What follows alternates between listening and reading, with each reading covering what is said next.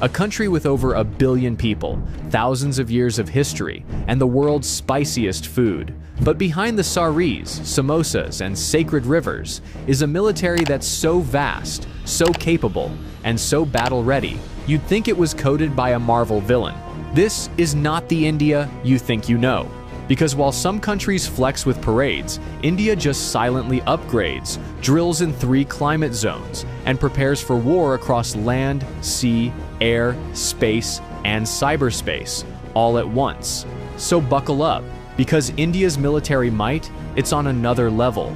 Let's talk geography, because India doesn't live in a quiet cul-de-sac. It's in the world's most intense neighborhood. To the north, you've got China, nuclear-armed, high altitude, and constantly eyeballing mountain borders.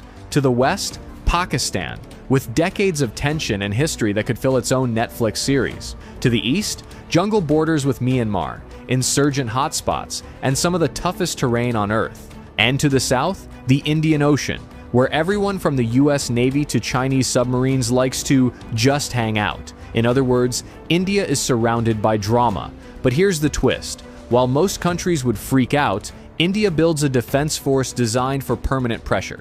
Because peace is nice, but being unbreakable, that's better. India's army isn't just big, it's seasoned.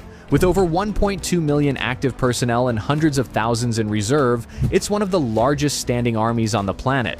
But this isn't just about numbers, it's about experience. While some armies do war games in the desert once a year, Indian soldiers are literally fighting real skirmishes in the Himalayas, guarding borders at -30 degrees Celsius, and tracking insurgents through monsoon-soaked jungles. Imagine doing combat patrols with frozen eyelids or humidity so thick your socks turn into soup. That's Tuesday in the Indian Army. And then we get to the elite units. Para-SF, India's special forces that train to jump into war zones from 30,000 feet up.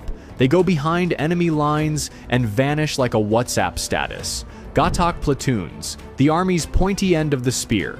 First in, last out, always loud. RR, Rashtriya Rifles. Fighting counterinsurgency operations 24/7. Not hypothetical, not training. Real combat, real bullets, real stakes. And they're not just trained for ground warfare. They're trained for multi-front conflict, from urban environments to mountain peaks higher than most planes fly. You want gritty? India's army defines it. Now let's talk sky supremacy. The Indian Air Force, or IAF, doesn't mess around. With over 1,500 aircraft, it's one of the biggest and most versatile air forces in the world. And it flies everything. You've got Sukhoi Su-30 MK-IS, multi-role monsters that dogfight like fighter jets and strike like bombers. Rafale jets, precision, speed, stealth. These things could thread a needle from a mile away. Tejas, India's indigenous fighter jet that proves "Make in India" also means mess with me and perish. Oh, and the pilots? They train at altitudes where oxygen is a suggestion, and landing strips are made of ice. But IAF's strength goes beyond jets. You've got AWACS for battlefield surveillance, airborne refueling tankers for long-range operations, and missile systems that give enemy aircraft approximately 0 chances. In a real conflict, India could deploy squadrons to multiple theaters, rain down firepower from 3 directions, and still have jets in reserve. And did I mention they once bombed a terrorist camp 80 kilometers into another country, casually flew back and said, "Yup, we did that"? Yeah, they don't bluff. Now, let's go aquatic. India's Navy is the silent assassin of South Asia. It guards over 7,500 kilometers of coastline, controls key shipping lanes in the Indian Ocean, and has eyes on every passing vessel. We're talking aircraft carriers, INS Vikrant and INS Vikramaditya, stealth destroyers, frigates, corvettes, and landing ships, and nuclear submarines that can launch ballistic missiles from under the damn ocean. The Navy doesn't just protect, it projects. It performs joint drills with the US, Japan, Australia, France, you name it. Why? Because India knows something every superpower knows too. Whoever controls the Indian Ocean controls trade, and India has home field advantage. Plus, if things ever go nuclear, the Navy has INS Arihant, the nuclear-powered submarine with second strike capability, meaning even if everything else is taken out, India can still end you from under the waves. Their missile arsenal is no joke. Agni series. These are not firecrackers. They're long-range nuclear-capable ballistic missiles. BrahMos, one of the fastest cruise missiles in the world, co-developed with Russia. It hits targets faster than most people hit the snooze button. And they're not stopping there. India is investing in hypersonic tech, anti-satellite weapons, AI-enabled drones, and space surveillance. You know that time India shot down its own satellite in orbit just to prove it could? Yeah, that was the military equivalent of flexing in zero gravity.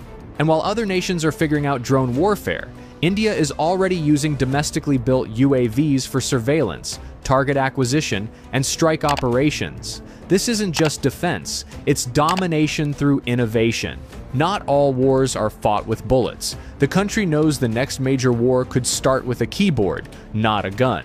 So the country is building one of the most formidable cyber defense and cyber offense teams on the planet.